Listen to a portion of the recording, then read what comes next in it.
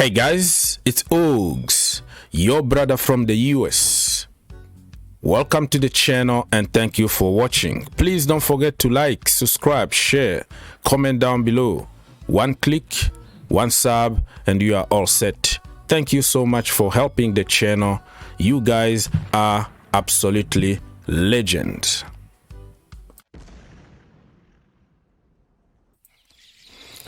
You know what, guys?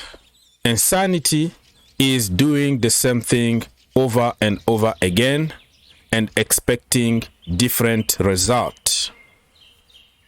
Should we worry about Chelsea Football Club display in pre-season? I don't think so. Because it's just pre-season. It's for fitness, right? But I'm telling you right now that yes and not.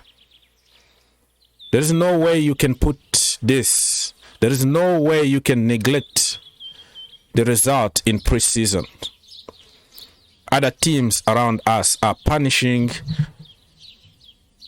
their opponent in pre-season. 5-6, 4-3-0. Keeping clean sheet.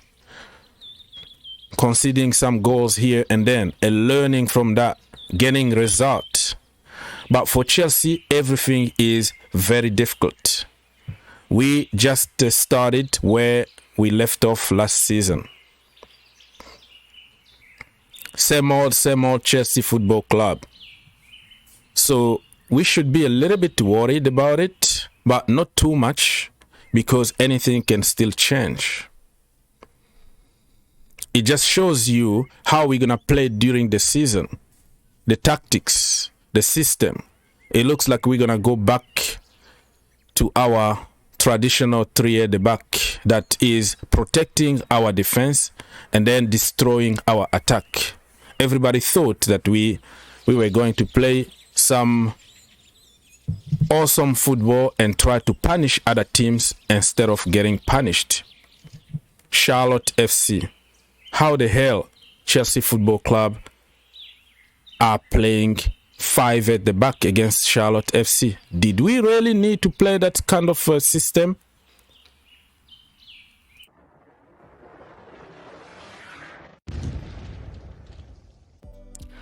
So, people, from the game the other night, I don't know when you're gonna be able to watch this video, but you know, the game that we played against Charlotte. I wanted to do my player ratings, but it's not gonna be fair for me to really rate people who played like 45 minutes, who are very heavy, okay? Our legs still heavy and all that. I wanted just to mention few players here. Chalobah got away with a lot of stuff last season. A lot of penalties that were not given in the Premier League, and especially against Newcastle United. It was a clear penalty because of the same mistake. Blind blocking.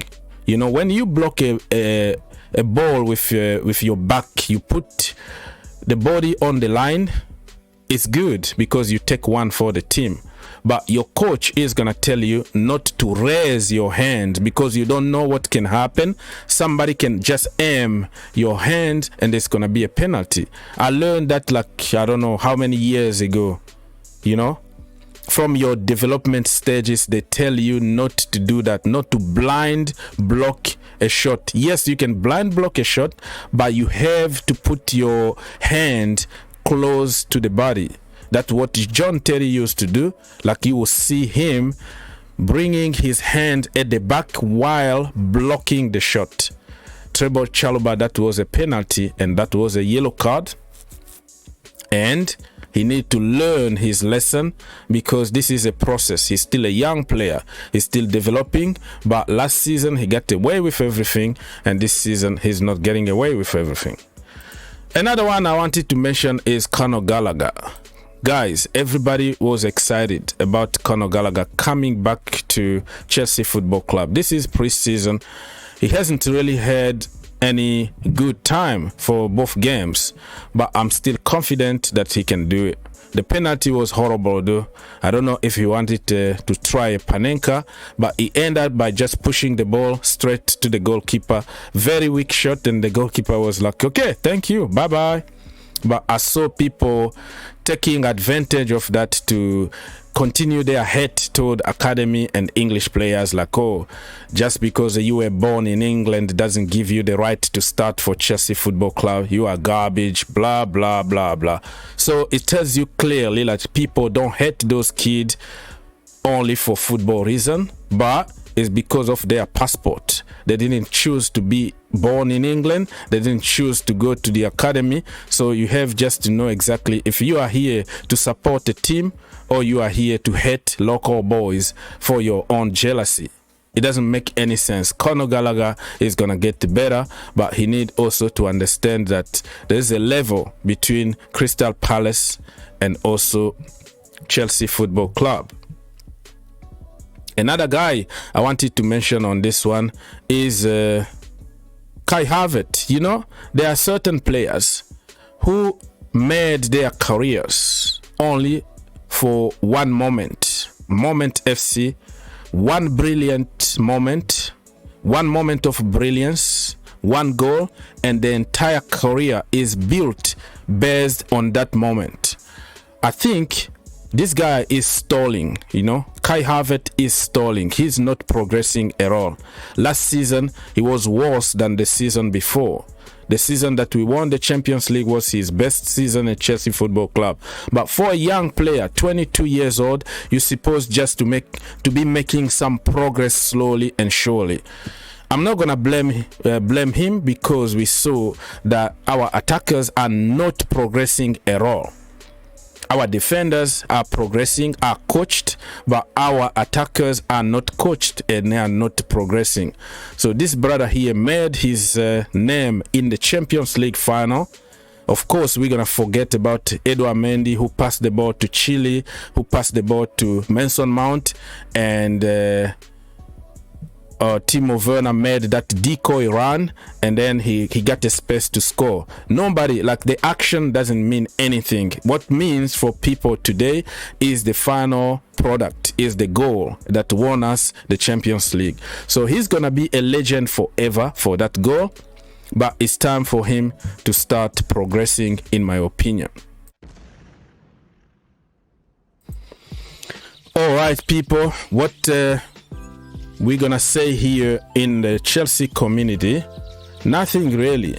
And Kounde, still the same old Kounde is coming today, tomorrow, waiting for Barcelona, depending on the source you read. From the Chelsea community, we are very confident, and from the Barcelona community, they are very confident too. So today we've been linked with this guy here, Pavard, to replace Jules Kounde in case we don't get him. And all I can tell you right away is to stay away from this brother.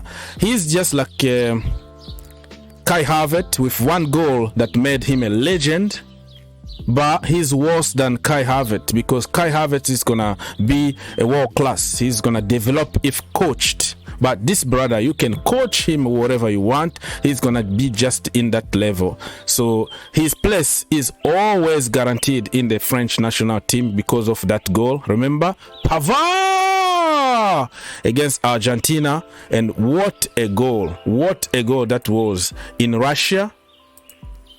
And from there, everybody tend to give him the benefit of the doubt and believe in him.